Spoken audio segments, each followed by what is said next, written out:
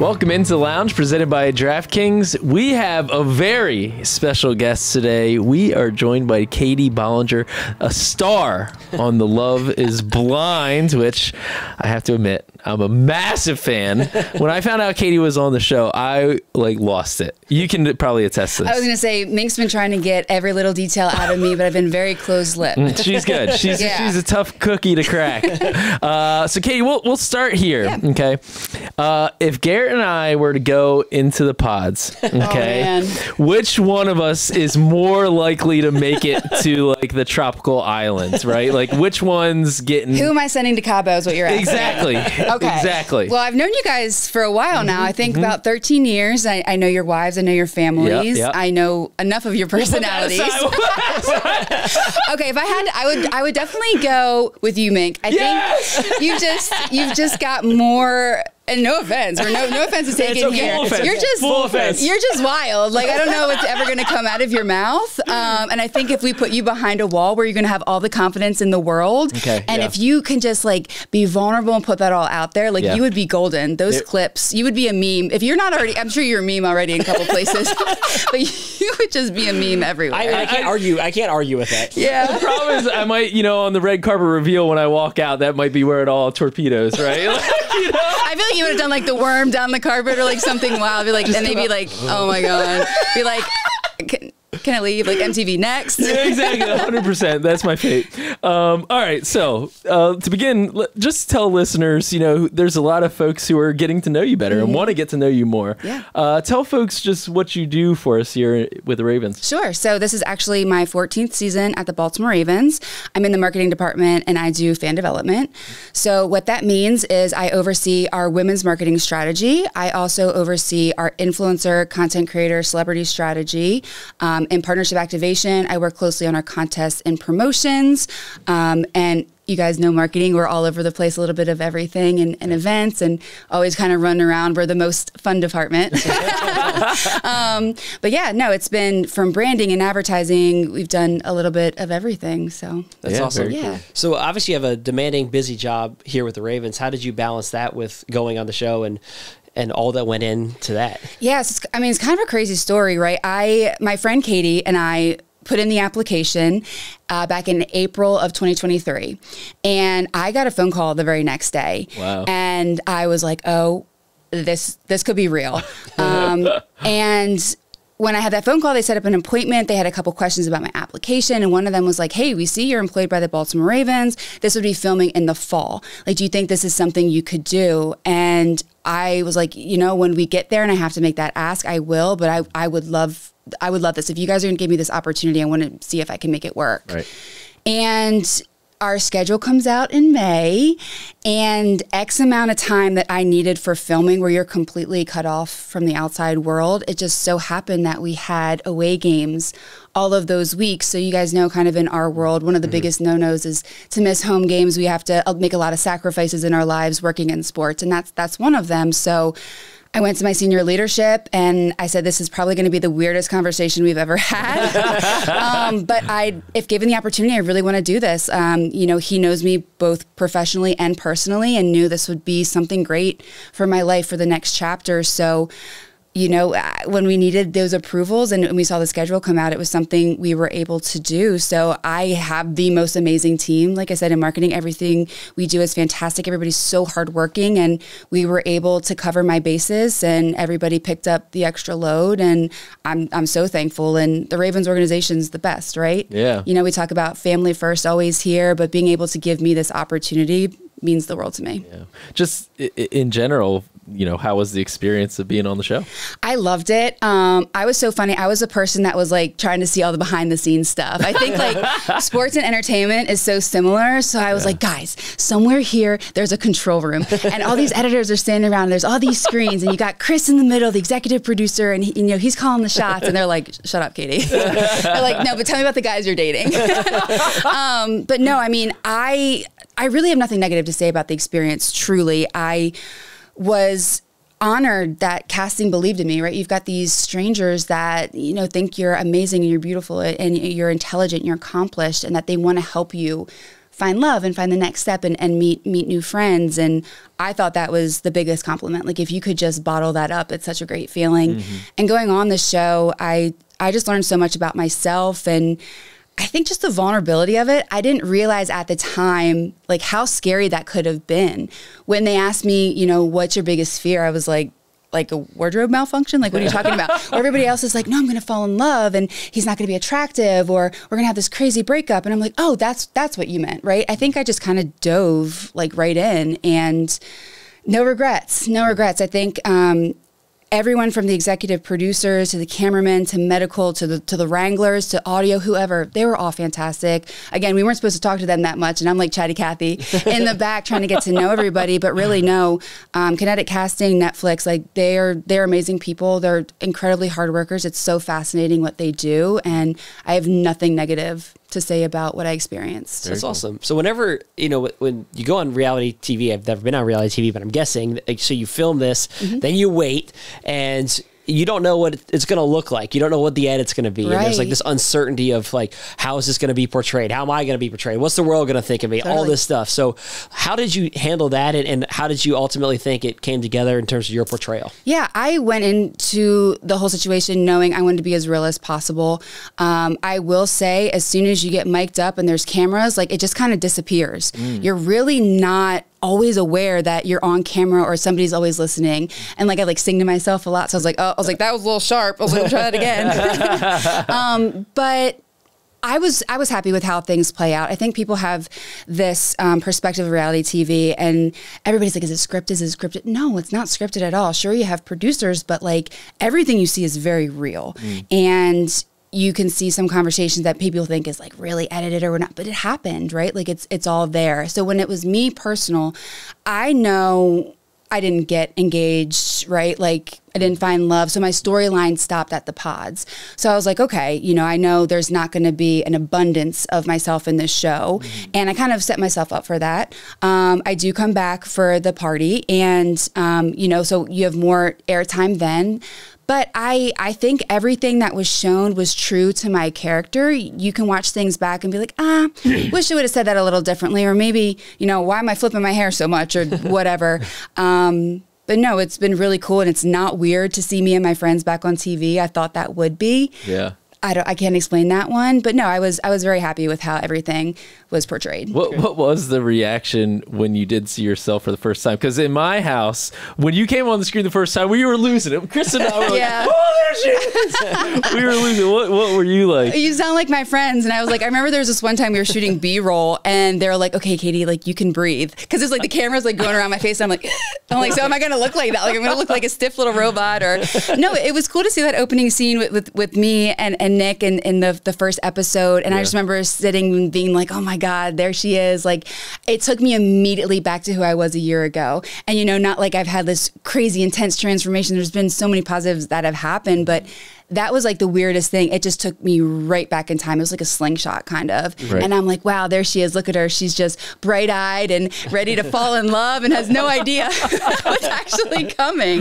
That's awesome. Yeah. Well, so you bring up your scene with Nick and your date with him in the pods, and you had like an epic one-liner for him. You know, when you said you worked in the NFL, and he said, and I want to make sure I get the quote right. He said, please tell me you work for the Commanders. And your response was, no, it's the better team. I lost it. So, you know, now that we're taping this after the Ravens beat the Commanders, were you like nervous about that game? Were there any emotions because of that statement? Was I ever? I mean, okay, you guys know, like we're confident. We're confident people. Like I think we're a confident brand. Like that's also my personality. I'm like charismatic, and like you're kind of flirting in there. And I, of course, stand behind it. Win or lose, we always stand behind our team and our organization. But this comes out, and of course, we're playing the Commanders, and it's like timely. Like basically, it's like right in the middle of the season, and I'm just like, they're going to troll me so hard. Like we talk about being a meme, like I'm going to be a meme, I'm going to be trolled, and I'm like, I'll laugh at all of it, right? Like I'll take it all in stride. Like I would do the same thing. But yeah, when we won the game, it was a huge weight off my shoulders. Like I kind of want to thank like every person in this building, be like, thank you personally. Like you saved me from a lot of embarrassment that I would have completely taken. But no, that was kind of wild. Like I love that moment happened because it's very true, Katie. Like I would be like flirting with a guy over football. Like that would be me. So it was cool that moment was captured. Have you had any like Commanders fans who have been chirping at you on socials or anything like that? Actually, not that many, to be honest. There was somebody who commented something like, "Oh, just wait till you see the Redskins." And I commented, I was like, I don't know who that is. Nice. I was like, good one, bro. You can't even insult me correctly. That's great. Yeah. So when you're going through this experience and you're talking to these guys, like that was one of the examples where Nick found out that you worked for an NFL team. But what was it like when you were telling the guys that you were in the conversation with or the girls in the pods, I work for an NFL team, and what was their reaction? Right. So I think it's a really good conversation that you saw with me and Nick, because I didn't come out and say like I work for the Baltimore Ravens, because that was something like in my life being single is like always carries the narrative. And I'm like, I'm so much more than my job. Do I love my job? Yes. Am I proud of my job? Absolutely. But that's not 100% who I am. So when I'm like, I work in sports marketing, they're like, oh my gosh, what sport? And I'm like, football. I'm like, oh, the Commanders. And I'm just like, I never wanted to come and be like, yeah, like I'm the marketing and fan development. I didn't want to do that. That's just a little bit a part of me. But the guys loved it. And you guys have to keep in mind, there weren't 14 other Katie Bollingers. We were all very, very different. Yeah. And so when you're dating these other guys, they're not going to be all Nick Dorcas, So like you've got Leo, if you didn't know, he's an art dealer. Leo's the art dealer. So like when Leo and I were on a date, we didn't really connect. And I can think in my mind, I'm probably writing in my journal, like this probably isn't your guy. But then every once in a while you would get a guy that's like, oh, I play pickup basketball. And I'm like, okay, what position do you play? And it would kind of like pique my interest because I'm like, okay, more than likely we're going to have more in common.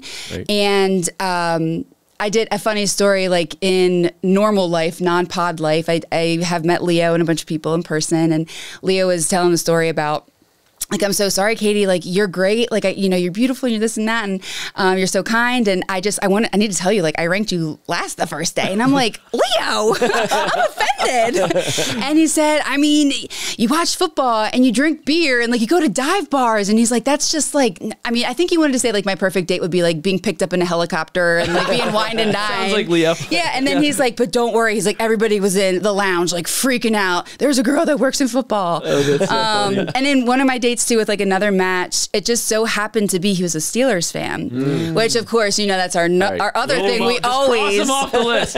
We're always just talking smack. And I don't know if production planned this or anything, or if it was just a coincidence, but our date was during the Ravens-Steelers game. Oh, wow. Yes. So I had like a little keychain on my backpack, so I sent it over to him. So he walks in the pods and sees it and is like, what is this? Get this out of here. And, it just happened to be that every time he left the pod to go to the bathroom or grab a drink, he came back and he knew the score. Oh, so I was like, like who's feeding you info over there? And that game last year, we were up until the fourth quarter, and I never went back and watched it. I don't know what happened, but we lost. Yeah. So he delivers that news to me, and it's like, date's over, and you're like, I like laid on the floor, that red shaggy carpet. I just laid there. I was like, no. I was like, my life is over. I like come into the the lounge, and I'm just like, defeated. And the girl's like, oh my God, did you get broken up with?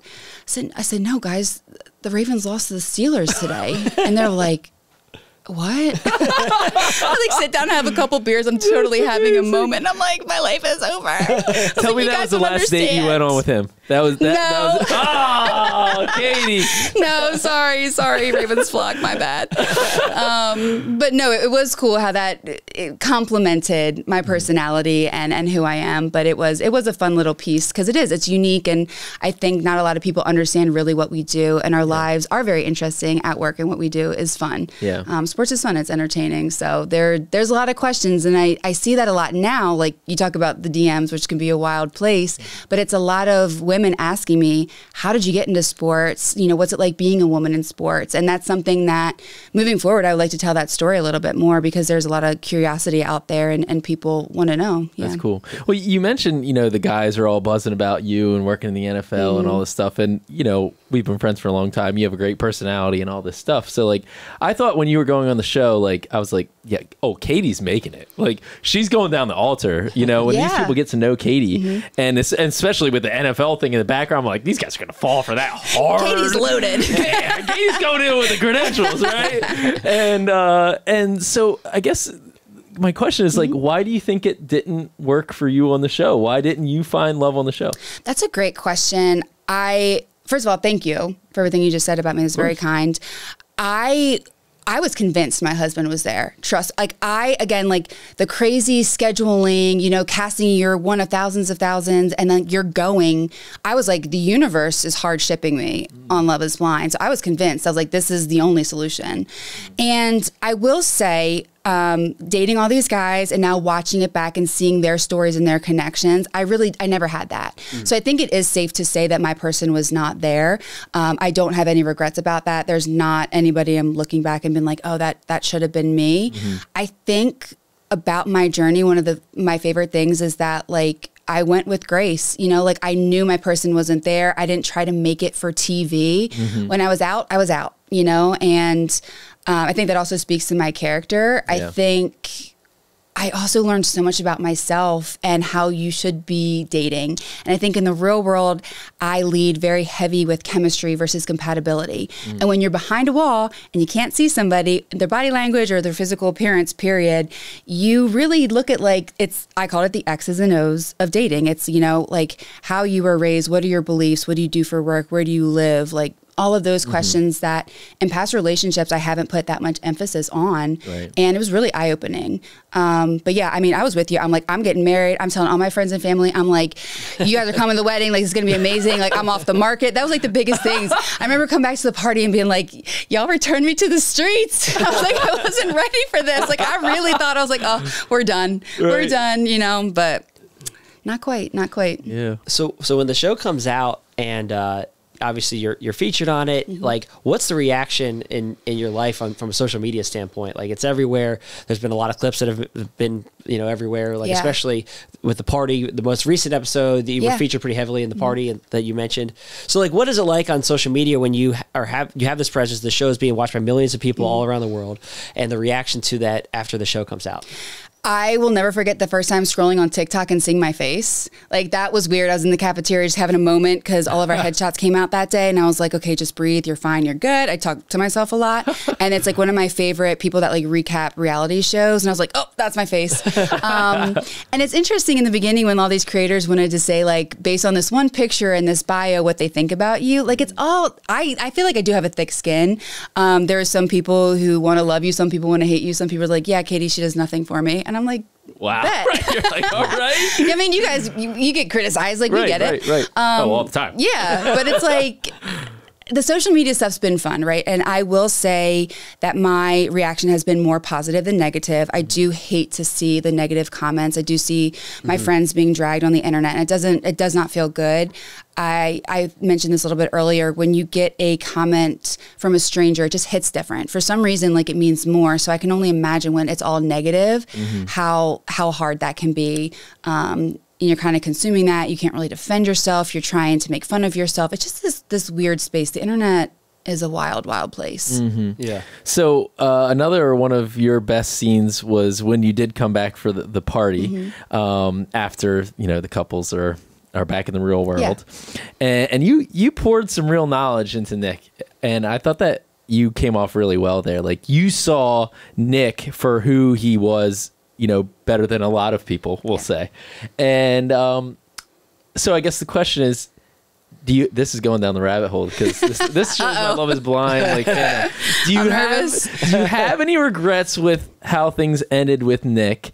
And then secondarily, like, what did seeing that moment for you? And I know there's been a positive reaction to that. Like you kept it real. Like, you were like, this is why I didn't pick you. Straight up, you know, and this is why we didn't work out. But, like, here's how I see you. Like, how do you look back on that scene for you? Yeah. So first of all, I don't have any regrets about breaking up with Nick or not pursuing with Nick then or now. Nick, again, was not my person. We did rank each other very high the first 3 days. Again, I kind of explained how there's a ton of different personalities. People are coming and going. But when you meet somebody that's more compatible with you, you're like, oh, okay, this is exciting. This is it. There is somebody here for me. And I had that moment with Nick and a couple other guys. And one conversation, again, besides the Commanders thing, you don't really see Nick and us date. And there was one conversation that we had that I saw Nick in a different light because he's very flirty, charismatic, smooth talking. He's Nicky D, Rico Suave. But we talked about what it was like to not reach the NFL, what it's like in life to leave collegiate athletics. We both played sports in college and, you know, just kind of be dropped on your head in the real world just to figure it out. And that was when I really saw a true side to Nick. Like, he kind of broke down, and we talked about that because that's something we see often here, you know, dreams being made and dreams being crushed. Right. So I could have a real conversation with him, and I did see depth there, you know, and that's where I think I was like, I mentioned talking about his family. Our family structure seemed very similar, and he has a sister and his parents. You see in the show, they seem great. When he talked about that, like, you can feel like the warmth through a wall. Like, you can feel in somebody's inflection or how they're talking about things. Genuine. Their pride. Yeah, it's genuine. So I had that background information about Nick, and we broke up because there was a day where we were really vulnerable and talking more about like intimacy things. And I just was not comfortable with the way he talked about things. And I set a boundary in the date, and he was good. He apologized. And by the end of the date, we were kind of seeing the same behaviors. So I cut it off. I was like, I said this at the party, you're reminding me of past people I've dated, or I'm picking up on some red flags here. Like, I'm just going to move on. I'm not going to see this through. So I think in that conversation, I wanted him to understand that, like, I see you.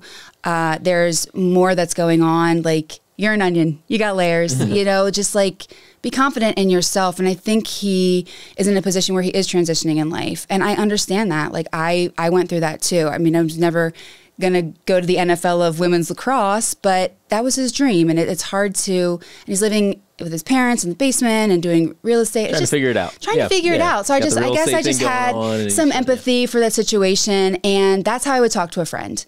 And I'm glad that was portrayed that way, because I do think it was a really sweet moment that showed my kindness and more of my personality, because if you are a viewer, you don't know me, you didn't get to see that. So you didn't get to see my kindness and being genuine. So I was happy with the way that was portrayed, and he was also really receptive of it. You don't see him get defensive, and he just kind of takes it for what it's worth. So I thought that was a really nice moment in the show. Yeah.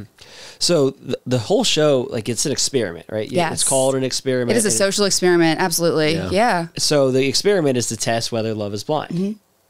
You've experienced this. So what is your take on that? What is your answer to the question? Is love blind? That is the question. That's the big question. You're Nick Lachey right now. We love Nick and Vanessa, by the way. They're fantastic. Oh, they're great. They're fantastic. Is love blind? I think, especially talking about this as a social experiment, I believe in it. I believe in the executive producers. I think what they have created absolutely can work.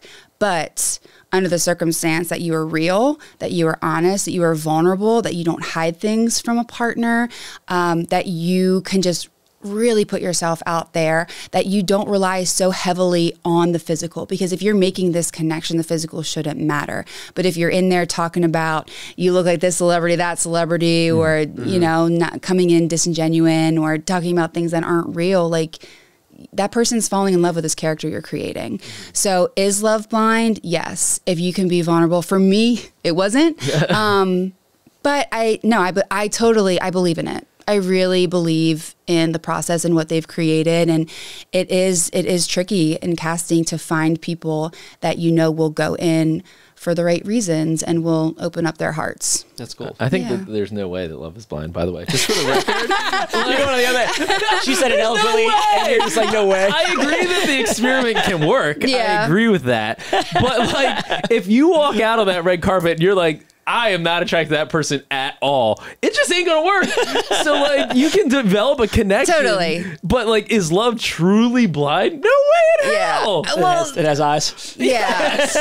Well, yeah, and yes, outside of the experience, yes. So, right, like, the reason you go up to somebody at a bar is because you physically see them and you think they're attractive. Right. It's not because you hear them telling a story and you're like, oh, what a great story. Right. You know, but yes, I agree with you. And there's so much about, like, chemistry and compatibility, like I mentioned. And if you don't have that chemistry, it's not going to be there. And y'all can flirt as much as you want through a wall, but when there's physical touch and intimacy involved, like, that can completely go out the window.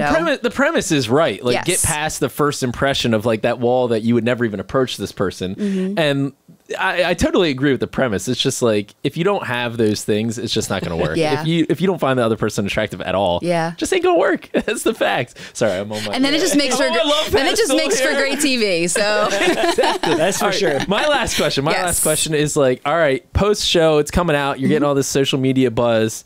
How has like do you have a bunch of guys that are lining up to date you? Like, how does this change your dating life now that you've been on the show? I haven't gotten back out there, and I'm gonna be fully honest. In the past year, I haven't done much dating. Okay.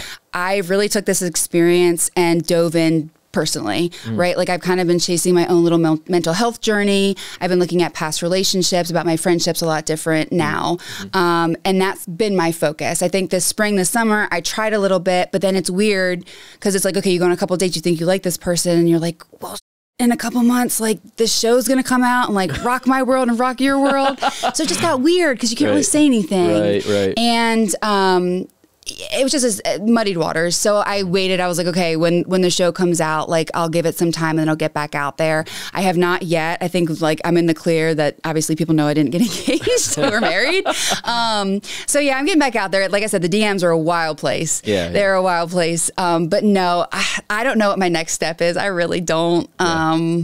We'll see. I know I need to get back out there. Like, you can't hide anymore. Yeah, I'm not in the pod hiding. But I did say, I was like, y'all put me back in the pods. Like, pods all stars. Would you do it again? Like, if they were like, we want to have you back? Like, go back for another absolutely. That's I would be like, put me back in there. I've even said that, like, yo, low key, put me back in the pods. I did real good there. In person, I'm like glitching. That's so funny. Well, we're all rooting for you. I think America's rooting for you. And thanks for coming on. Awesome. Thank you guys so much. This was fun. Yeah. Great.